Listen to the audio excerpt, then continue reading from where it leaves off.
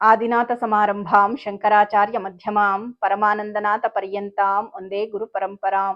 ಗುರುಬ್ರಹ್ಮ ಗುರುರ್ವಿಷ್ಣು ಗುರುದೇವೋ ಮಹೇಶ್ವರಃ ಗುರು ಸಾಕ್ಷಾತ್ ಪರಬ್ರಹ್ಮ ತಸ್ಮೈ ಶ್ರೀ ಗುರವೇ ನಮಃ. ಭಜೆ ಶ್ರೀಚಕ್ರ ಮಧ್ಯಸ್ಥಾಂ ದಕ್ಷಿಣೋತ್ತರಯೋ ಸದಾ ಶ್ಯಾಮಾ ವಾರ್ತಾಳಿ ಸಂಸೇವ್ಯಾಂ ಭವಾನೀಂ ಲಲಿತಾಂಬಿಕಾಂ. ಶ್ರೀ ಗುರುಭ್ಯೋ ನಮಃ. ಶ್ರೀಮಾತ್ರೇ ನಮಃ. ಈ ದಿನ ಮಾನವನ ಶರೀರಕ್ಕೆ ದೈವಶಕ್ತಿಯನ್ನ ಆವಾಹನೆ ಮಾಡಿಕೊಳ್ಳುವಂತಹ ಒಂದು ಅದ್ಭುತವಾದ ಪ್ರಕ್ರಿಯೆ ಬಗ್ಗೆ ಹೇಳಬೇಕು ಅನ್ನೋ ಉದ್ದೇಶದಿಂದ ಈ ವಿಡಿಯೋವನ್ನ ಮಾಡ್ತಾ ಇದ್ದೇನೆ. ಕಳ ಆವಾಹನ ಅಂದ್ರೆ ಕಳೆಗಳನ್ನ ಆವಾಹನೆ ಮಾಡುವಂಥದ್ದು. ಅಂದ್ರೆ ಕಳೆ ಅಂದ್ರೆ ಏನು? ಕಳೆ ಅಂದ್ರೆ ಕಾಂತಿ ಕಿರಣಗಳು ಅಂತ. ಆವಾಹನೆ ಅಂದ್ರೆ ನಮ್ಮಲ್ಲಿ ತುಂಬಿಕೊಳ್ಳುವಂಥದ್ದು ಅಥವಾ ನಮ್ಮ ಶರೀರಕ್ಕೆ ಸ್ವಾಗತಿಸುವಂಥದ್ದು. ಇದನ್ನ ಆವಾಹನೆ ಅಂತ ಹೇಳ್ತೀವಿ. ಇಲ್ಲಿ ನಾವು ಯಾವ ಕಳೆಯನ್ನ ಆವಾಹನೆ ಮಾಡ್ಕೊಳ್ಬೇಕು ಅಂತ ನೋಡಿದ್ರೆ, ಲಲಿತಾ ಪರಮೇಶ್ವರಿ ಅಮ್ಮನವರ 99 ಕಳೆಗಳನ್ನ ನಮ್ಮ ಶರೀರಕ್ಕೆ ಆವಾಹನೆ ಮಾಡ್ಕೊಳ್ಬೇಕು. ಶ್ರೀಚಕ್ರ ನವಾವರಣಾರ್ಚನೆ ಮಾಡುವಂತಹ ಪ್ರತಿಯೊಬ್ಬರಿಗೂ ಕೂಡ ಈ ಪ್ರಕ್ರಿಯೆಯ ಬಗ್ಗೆ ಗೊತ್ತಿರುತ್ತೆ. ಯಾಕೆ ಅಂದ್ರೆ ವಿಶೇಷಾರ್ಘ್ಯ ಪಾತ್ರೆಯಲ್ಲಿ ನಾವು ಹಾಲನ್ನ ಹಾಕಿ ಈ 99 ಕಳೆಗಳನ್ನ ಅದರಲ್ಲಿ ಆವಾಹನೆ ಮಾಡೋದ್ರಿಂದ ಆ ವಿಶೇಷಾರ್ಘ್ಯ ಪಾತ್ರೆಯಲ್ಲಿರ್ತಕ್ಕಂತಹ ಹಾಲು ಅಮೃತವಾಗಿ ಬದಲಾಗುತ್ತೆ. ಅಂದ್ರೆ ಆ ಕಳೆಗಳಿಂದ ಆ ಹಾಲು ಅಮೃತ ಹೇಗಾಗುತ್ತೋ ಹಾಗೆ ಮಾನವನ ಈ ಶರೀರವೂ ಕೂಡ ತನ್ನ ಅಜ್ಞಾನವೆಂಬ ಅಂಧಕಾರವನ್ನ, ಕಾಮ ಕ್ರೋಧ ಲೋಭ ಮೋಹ ಮದಮಾತ್ಸರ್ಯಗಳು ಅನ್ನುವಂತಹ ಅರಿಷಡ್ ವರ್ಗಗಳನ್ನ ತೊಲಗಿಸಿ ಅಮೃತಮಯವಾಗಿ ಬದಲಾಗಬೇಕು ಅಂದ್ರೆ ಆ ಕಳೆಗಳು ನಮ್ಮಲ್ಲೂ ಕೂಡ ಆವಾಹನೆ ಮಾಡ್ಕೊಳ್ಬೇಕು. ಭಾವನೋಪನಿಷತ್ ಓದೋ ಅಂತವ್ರಿಗೆ ಗೊತ್ತಿರುತ್ತೆ, ನವಚಕ್ರ ರೂಪೋ ಶ್ರೀಚಕ್ರಂ ನವರಂಧ್ರ ರೂಪ ದೇಹ ಅಂತ ಹೇಳಿ ಗೊತ್ತಿರುತ್ತೆ. ಅಂದ್ರೆ ಈ ನವರಂಧ್ರ ರೂಪವಾದ ದೇಹಕ್ಕೆ, ದೇಹದಲ್ಲಿರುವಂತಹ ನವರಂಧ್ರಗಳಲ್ಲೂ ಕೂಡ ಈ 99 ಕಳೆಗಳನ್ನ 9 ಭಾಗವನ್ನಾಗಿ ಮಾಡಿ ಆ ಜಾಗವನ್ನ ಸ್ಪರ್ಶಿಸ್ಕೊಳ್ತಾ, ಇದು ಒಂದ್ ರೀತಿ ಸ್ಪರ್ಶ ಚಿಕಿತ್ಸೆಯ ಹಾಗೆ ಅಂತಲೇ ಹೇಳ್ಬೋದು. ಈಗ ನಮ್ಗೆ ಯಾವುದೋ ನಮ್ಮ ದೇಹದ ಯಾವುದೋ ಒಂದು ಅಂಗಕ್ಕೆ ಏನೋ ಒಂದು ಲೋಪ ಆಗಿದೆ ಅಂತ ಹೇಳಿದ್ರೆ ನಾವ್ ಯಾವ ರೀತಿ ಅದಕ್ಕೆ ಲೇಸರ್ ಟ್ರೀಟ್ಮೆಂಟ್ ಅಂತ ಮಾಡಿಸ್ಕೊಳ್ತಾರೆ. ಈಗಿನ ಒಂದು ವೈದ್ಯಕೀಯ ಶಾಸ್ತ್ರದ ಪ್ರಕಾರ ಅದನ್ನ ಲೇಸರ್ ಟ್ರೀಟ್ಮೆಂಟ್ ಅಂತ ಹೇಳ್ತಾರೆ. ಆದ್ರೆ ಆಧ್ಯಾತ್ಮಿಕವಾಗಿ ಈ ರೀತಿ ಆವಾಹನೆಗಳಾಗಿರಬಹುದು, ನ್ಯಾಸ ಪ್ರಕ್ರಿಯೆಗಳನ್ನೆಲ್ಲ ನಾವು ಮಾಡ್ಕೊಳ್ಳೋದ್ರಿಂದ ಅದು ಕೂಡ ಒಂದ್ ರೀತಿಯ ಸ್ಪರ್ಶ ಚಿಕಿತ್ಸೆ ಆಗುತ್ತೆ. ಮತ್ತೆ ನಮ್ಮ ಚಕ್ರದಲ್ಲಿರ್ತಕ್ಕಂತಹ ಬ್ಲಾಕೇಜಸ್ಗಳೆಲ್ಲ ಹೋಗಿ ಆ ದೈವ ಶಕ್ತಿಯ ಎನರ್ಜಿ ಅನ್ನೋದು ಆ ಚಕ್ರಗಳಲ್ಲಿ ನಿಕ್ಷಿಪ್ತ ಆಗುತ್ತೆ. ಈ ರೀತಿಯ ಕಳಾವಾಹನ ಪದ್ಧತಿಯನ್ನ, ಪ್ರಕ್ರಿಯೆಯನ್ನ ಮಾಡೋದ್ರಿಂದ ನಮ್ಮ ದೇಹದಲ್ಲಿರ್ತಕ್ಕಂತಹ ಎಷ್ಟೋ ರೋಗಗಳು ನಿವಾರಣೆ ಆಗತ್ತೆ ಅನ್ನೋದನ್ನು ಕೇಳಿದ್ದೀನಿ.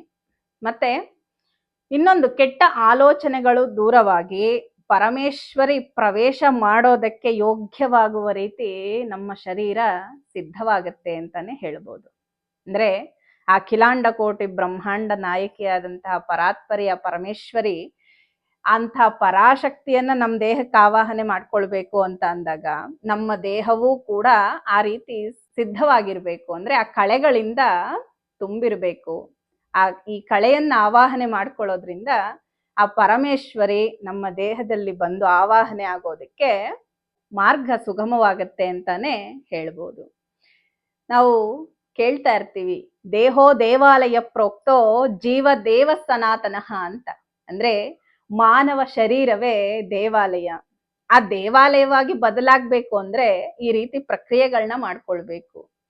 ಅಂದ್ರೆ ಈ ರೀತಿ ಪ್ರಕ್ರಿಯೆ ಮಾಡ್ಕೊಳ್ಳೋದ್ರಿಂದಾನೇ ಆ ರೀತಿ ಬದಲಾವಣೆಗಳಾಗುತ್ತಾ ಅಂತ ಕೇಳಿದ್ರೆ ಆ ರೀತಿ ಆಗೋದಿಲ್ಲ. ಅಂದ್ರೆ ಅವರ ಭಾವನೆಗಳು, ಅವರ ದೃಷ್ಟಿಕೋನ ಬದಲಾಗಬೇಕು, ಅವರಲ್ಲಿರ್ತಕ್ಕಂತಹ ನೆಗೆಟಿವ್ ಮೈಂಡ್ ಸೆಟ್ ಹೋಗ್ಬೇಕು, ಅರಿಷಡ್ ವರ್ಗಗಳನ್ನ ಜಯಿಸ್ಬೇಕು. ಆಗ ಮಾತ್ರ ಇದು ಸಾಧ್ಯವಾಗುತ್ತೆ. ಇದೆಲ್ಲ ನಾವು ಬಾಹ್ಯವಾಗಿ ಈ ರೀತಿ ಮಾಡ್ತಾ ಮಾಡ್ತಾ ಏನಾಗುತ್ತೆ, ನಮ್ಮಲ್ಲಿ ಆ ಡಿವೋಷನಲ್ ಎನರ್ಜಿ, ಆ ಲಲಿತಾ ಕಳೆಗಳು ನಮ್ಮಲ್ಲಿ ತುಂಬಿಕೊಂಡಾಗ ಏನಾಗುತ್ತೆ, ಆಟೋಮೆಟಿಕ್ ಆಗಿ ನಮ್ಮಲ್ಲಿ ಆ ಕೆಟ್ಟ ಭಾವನೆಗಳು ದೂರ ಆಗಿ ಆ ದೈವಿಕ ಭಾವನೆಗಳು ಉಂಟಾಗ್ತವೆ. ಹಾಗೆ ಪರಮೇಶ್ವರಿಯೇ ಬಂದು ದೇಹದಲ್ಲಿ ನೆಲೆಸಿದಾಗ ನಮಗೆ ಸಾಮಾನ್ಯರಿಗೆ ಇರೋ ಹಾಗೆ ಸಮಸ್ಯೆಗಳಿರೋದಕ್ಕೆ ಸಾಧ್ಯ. ದುಃಖವಾಗ್ಲಿ, ಕೊರತೆಯಾಗ್ಲಿ, ರೋಗ ರುಜಿನಗಳಾಗ್ಲಿ ಯಾವುದಕ್ಕೂ ಆಸ್ಪದ ಇರೋದಿಲ್ಲ. ಹಾಗಾಗಿ ಇಂತಹ ಅದ್ಭುತವಾದ ಪ್ರಕ್ರಿಯೆಯನ್ನ, ಕಳಾವಾಹನೆಯನ್ನ ಪ್ರತಿಯೊಬ್ರು ಕೂಡ ತಿಳ್ಕೊಳ್ಳಿ. ಇದು ಹೆಚ್ಚಾಗಿ ತೆಲುಗುನಲ್ಲಿ ನೋಡ್ಬೋದು ನೀವು, ಅಂದ್ರೆ ಆ ಕಡೆ ಬಹಳ ಪ್ರಚಾರದಲ್ಲಿದೆ. ಅದನ್ನ ನಾನು ಕೂಡ ಸರಿಯಾದ ಪದ್ಧತಿಯಲ್ಲಿ ಕಲ್ತಿದ್ದೇನೆ, ಆದ್ರಿಂದ ಹೇಳಬೇಕು ಅಂತ ಅನ್ಸಿ ಹೇಳ್ತಾ ಇದ್ದೇನೆ. ಎಲ್ಲರಿಗೂ ಗೊತ್ತಿರುತ್ತೆ, ಸಾಮಾನ್ಯವಾಗಿ ಸಾಧಕರು ಅಂದ್ರೆ ಎಲ್ಲರಿಗೂ ಗೊತ್ತಿರುತ್ತೆ, ಬಟ್ ಯಾರು ಹೊರಗಡೆ ಹೇಳ್ಕೊಳ್ಳೋದಿಲ್ಲ ಅಷ್ಟೇ. ಇವಾಗ ನಾವು ಶ್ರೀಚಕ್ರ ಪೂಜೆಗೆ ಮಾತ್ರ ಸೀಮಿತವಾಗಿರುತ್ತೆ. ಅದನ್ನ ನಮ್ಮ ದೇಹಕ್ಕೆ ಆಪಾದನೆ ಮಾಡ್ಕೊಂಡಾಗ ನಮ್ಮಲ್ಲಿ ಕೂಡ ಆ ಒಂದು ಚೈತನ್ಯ ಅನ್ನೋದು ಉಂಟಾಗುತ್ತೆ. ಅಂದ್ರೆ ನಮ್ಮ ದೇಹವೂ ಕೂಡ ಅಮೃತಮಯವಾಗುತ್ತೆ ಅಂತ ಹೇಳಿ ಈ ಕಳಾವಾಹನೆಯನ್ನ ಮಾಡ್ಕೊಳ್ಬೇಕಾಗತ್ತೆ. ಯಾರಿಗೆಲ್ಲ ಇದನ್ನ ಕೇಳಬೇಕು, ಇದರಲ್ಲಿ ಯಾವ ಮಂತ್ರಗಳಿದೆ, ಯಾವ ಕಳೆಗಳಿದೆ, ಅದನ್ನ ಹೇಗೆ ಮಾಡಬೇಕು ಅಂತ ಯಾರಿಗೆಲ್ಲ ತಿಳ್ಕೊಳ್ಬೇಕು ಅನ್ನೋ ಆಸಕ್ತಿ ಇರುತ್ತೋ ಅವರು ಖಂಡಿತ ನನಗೆ ಕಾಮೆಂಟ್ ಮಾಡಿ, ನಾನು ನೆಕ್ಸ್ಟ್ ಯಾವ ರೀತಿ ಕಳಾವಾಹನನ್ನ ಮಾಡ್ಕೊಳ್ಬೇಕು, ಯಾವ ಚಕ್ರದಲ್ಲಿ ಯಾವ ದೈವ ಶಕ್ತಿಯನ್ನ ತುಂಬಿಕೊಳ್ಬೇಕು ಅನ್ನೋದನ್ನ ನಾನು ಹೇಳ್ತೀನಿ. ಪ್ರತಿಯೊಬ್ರು ತಿಳ್ಕೊಳ್ಳಿ ಅನ್ನೋದಷ್ಟೇ ನನ್ನ ಉದ್ದೇಶ. ಮಂತ್ರ ಸಾಧನೆಯಲ್ಲಿರ್ತಕ್ಕಂತಹ ಎಷ್ಟೋ ಗೂಢವಾದ ವಿಷಯಗಳನ್ನ ಹೇಳಬೇಕು, ಪ್ರತಿಯೊಬ್ರು ಅರ್ಥ ಮಾಡ್ಕೋಬೇಕು.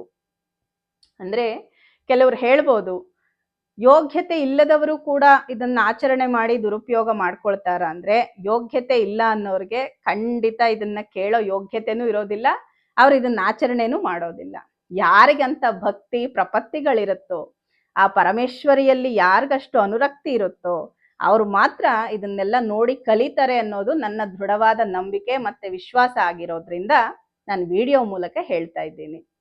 ಅನ್ಯತಾ ಭಾವಿಸ್ತೆ. ನಿಮಗೆ ಆಸಕ್ತಿ ಇದ್ದರೆ ಇದನ್ನ ಮಂತ್ರಗಳನ್ನ ಮತ್ತೆ ಹೇಗೆಲ್ಲ ಕಲಾವಾಹನೆ ಮಾಡಬೇಕು ಅನ್ನೋದನ್ನ ನಾನು ನೆಕ್ಸ್ಟ್ ವಿಡಿಯೋದಲ್ಲಿ ಹೇಳ್ತೇನೆ. ಆಸಕ್ತರು ನನಗೆ ಕಾಮೆಂಟ್ ಮಾಡಿ. ಪರಮೇಶ್ವರಿ ಅನುಗ್ರಹ ಎಲ್ಲರಿಗೂ ಪ್ರಾಪ್ತಿಯಾಗ್ಲಿ ಅಂತ ಪ್ರಾರ್ಥಿಸ್ತಾ, ಲೋಕ ಸಮಸ್ತ ಸುಖಿನೋ ಭವಂತು, ಸಮಸ್ತ ಸನ್ಮಂಗಳಾನಿ ಭವಂತು.